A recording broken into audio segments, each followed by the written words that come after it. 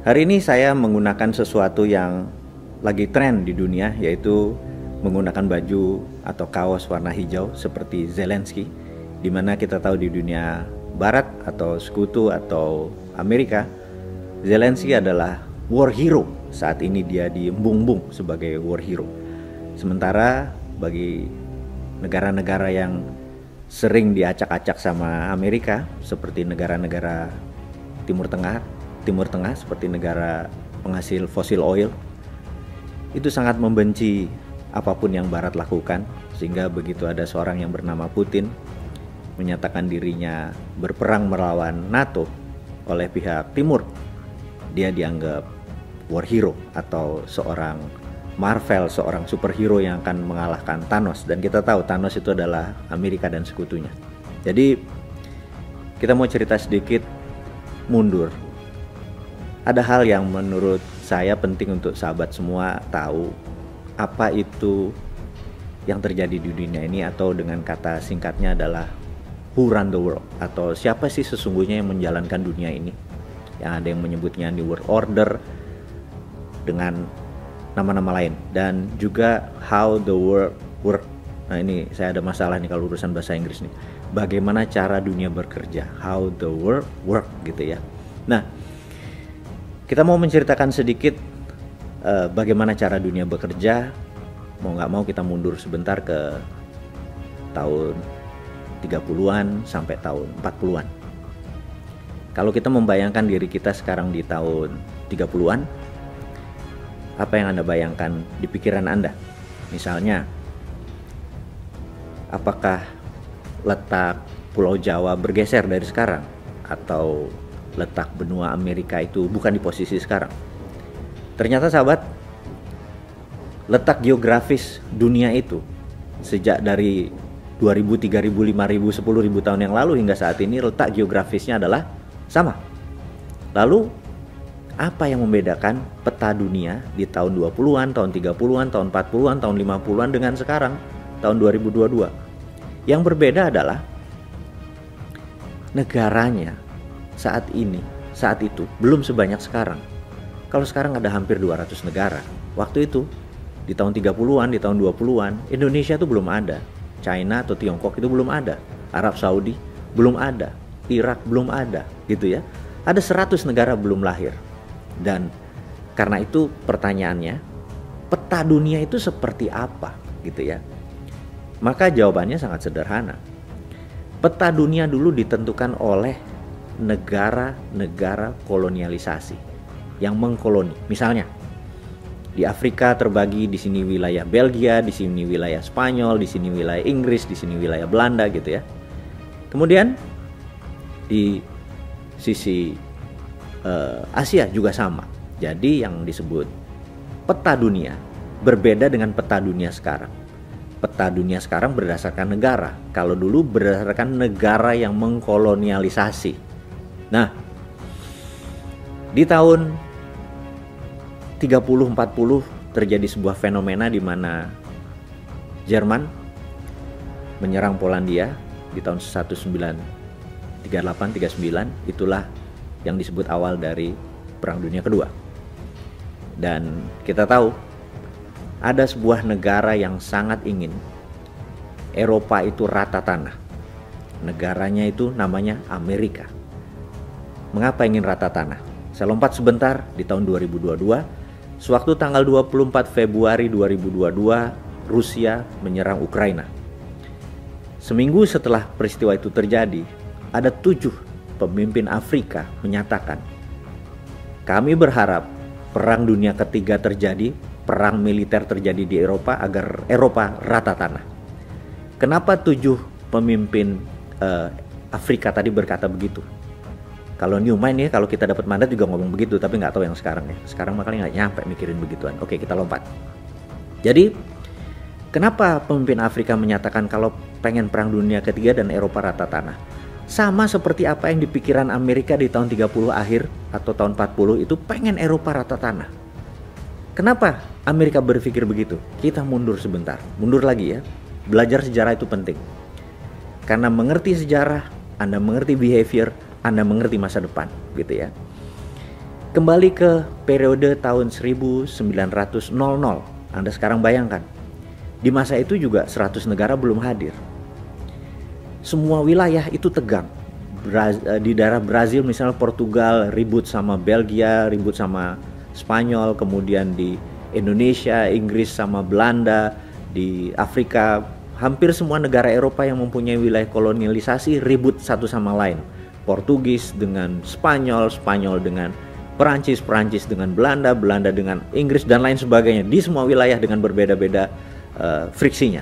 Nah, intinya tegang. Dan waktu itu Inggris tahun 1900 itu merasa mereka memerlukan namanya junior ally, atau negara yang tidak terlibat dalam konflik-konflik ini, dan terpikirlah sebuah negara junior yang namanya Amerika.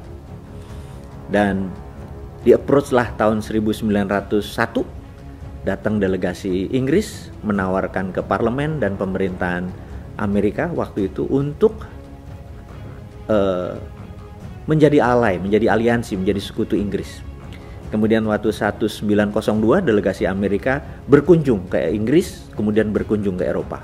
Dan sahabat semua dimanapun Anda berada, inilah dosa pertama dari Inggris yang membuat dunia saat ini terluka. Ini adalah dosanya Inggris sesungguhnya. Kenapa? Karena sejak dia delegasi Amerika itu kembali ke Amerika, mereka berkata, mereka rapat, mereka menyadari bahwa di Inggris, di Eropa, senjata itu masih satu-satu, door clack gitu ya, masih satu-satu. Sementara di zaman koboi 30 tahun sebelumnya atau 18 sekian perang saudara di Amerika itu sudah pakai revolver. Jadi kalau nembak ceklek door gitu ya. Untuk sekedar mengingat, kalau Anda nonton film The Last Samurai itu, kembaran saya di Tom Cruise itu ya. Kan Anda tahu dia terakhir di Samurai itu ditembak dengan brand gitu ya. Sudah revolver. Jadi teknologi senjata Amerika tuh sudah 30-50 tahun lebih maju dari Eropa. Kemudian kita tahu beberapa tahun kemudian di Festival New York, untuk pertama kali Amerika ada pesawat terbang gitu ya, dan dunia shock sekali Amerika punya teknologi lebih maju. Kemudian juga kita tahu bahwa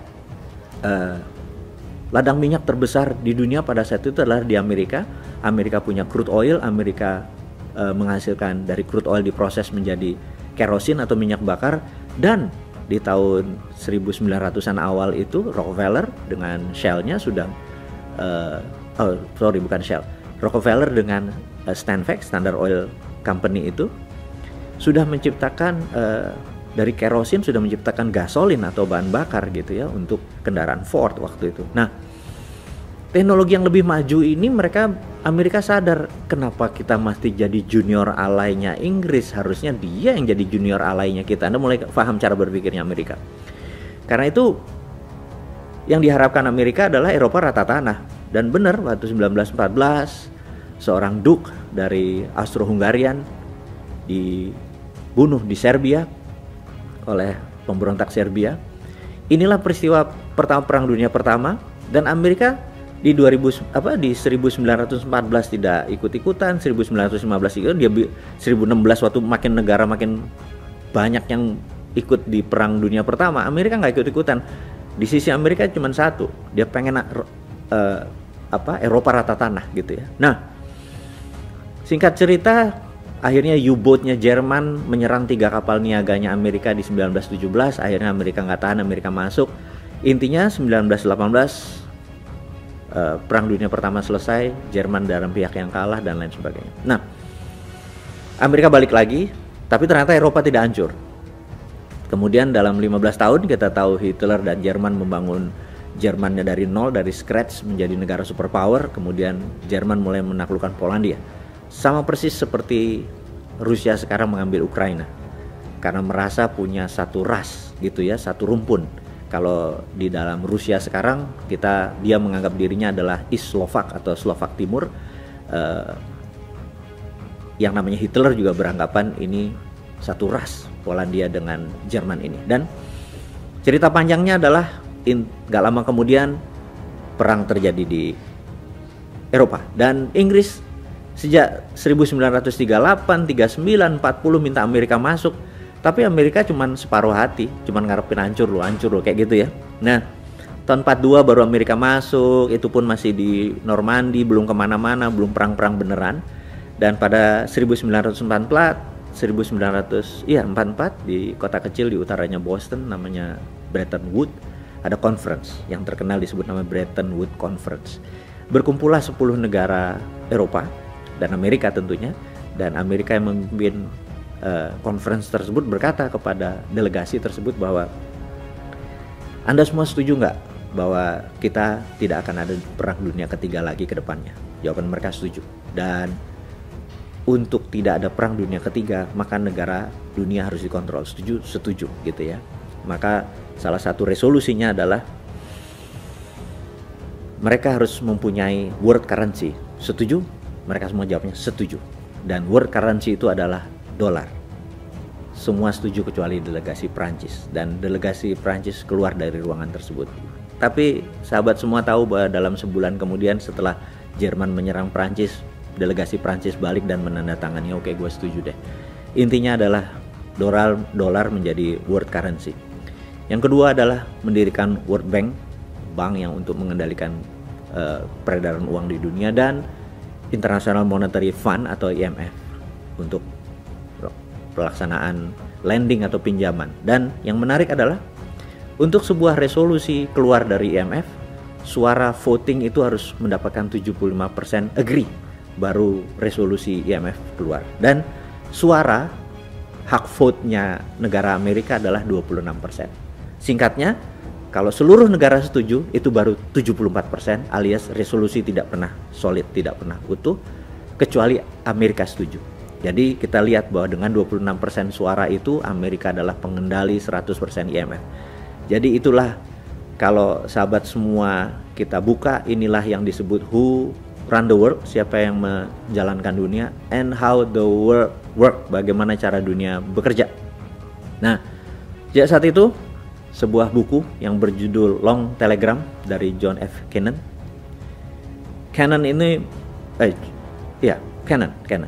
ini mengatakan di dalam Long Telegram tersebut, buku tersebut, ada sebuah perkataan yang menarik yang sampai sekarang menjadi foreign policy dari kebijakan luar negeri Amerika adalah penduduk Amerika merupakan 5,6% penduduk dunia, tetapi world wealth atau kekayaan dunia lebih dari 62% waktu itu. Dan kalimat di bawahnya yang menjadi legend hingga saat ini adalah we want to keep it that way forever, atau terjemahan bebasnya adalah kami ingin selamanya mengontrol world wealth, 65% kekayaan dunia tersebut. Dan kita tahu sampai saat ini Amerika merupakan pengendali 65% world wealth. Memang secara GDP dibandingin China mungkin sudah 11-12, menguasai 25-30% kekayaan dunia. Tetapi Amerika memiliki Wall Street, di mana 40% world wealth ada di Wall Street. Kita lihat misalnya saham Alibaba, Tencent, semuanya ada di Wall Street. Itulah yang mengendalikan 40%. Kalau ditambah dengan 25% GDP nasionalnya Amerika, ya masih 65%. Jadi inilah yang menjadikan kita harus memahami who run the world, siapa yang menjalankan dunia. Bukan lagunya Beyonce ya, who run the world girl katanya ya. Ini bukan, ini who run the world adalah Amerika dengan konsepnya Barat. Kemudian world wealth masih dikuasai Amerika. Dan ada sebuah kata-kata yang di serial video Bosman nanti akan kita urai, bahwa who control food, they control people. Who control energy, they control country. Jadi jangan heran 80% energi dunia Amerika masih yang megang. Saya rasa itu dulu untuk hari ini. Terima kasih. Sukses buat Anda semua. Salam sehat.